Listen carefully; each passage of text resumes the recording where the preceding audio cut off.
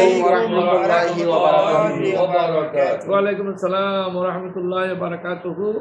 আল্লাহর দরবারে শুকরিয়া আদায় করি যে আল্লাহ রাব্বুল আলামিন আমাদেরকে ভালো রেখেছেন, আলহামদুলিল্লাহ।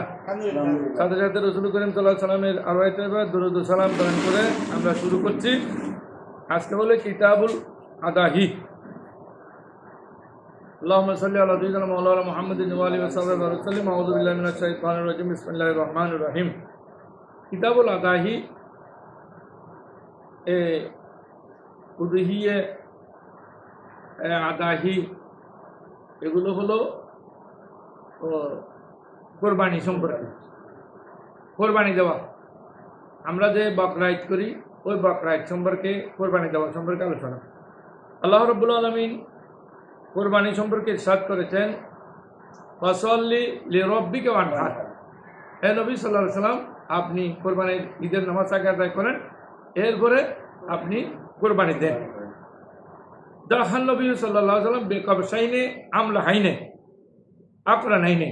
রাসূল করিম সাল্লাল্লাহু আলাইহি সাল্লাম দুইটি বকরি বা দুইটি মেষ বা দুইটি দুব্ব দিয়ে কোরবানি দিয়েছেন। একটি তো কোরবানি দিয়েছেন মিন আহালিহি, রাসূল করিম সাল্লাল্লাহু আলাইহি সাল্লাম তার পরিজনের পক্ষ থেকে।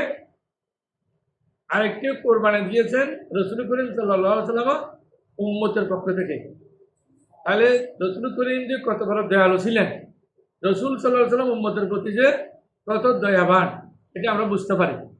আর আমরা এখন বর্তমানে রাসূল করিমের নামে কোরবানি দিব কিনা আমরা দ্বিধাদ্বন্দ্বে থাকি, কিন্তু রাসূল আমাদের জন্য কোরবানি দিয়েছেন। এবারে মান যাবাহা ক্বাবলা সালাতে ফাইন্নাহা হুয়া লাহামুন কাদ্দামাউ লিআহলিহি। যারা কোরবানির মাংস খায়, খাওয়ার জন্য রেডি প্রস্তুত, তারা ঈদের আগে, নামাজের আগে কোরবানি দিয়ে দেয়। যারা শুধু মাংস খায়, যারা কোনো কোরবানি দিয়ে না। আমি ঈদের দিন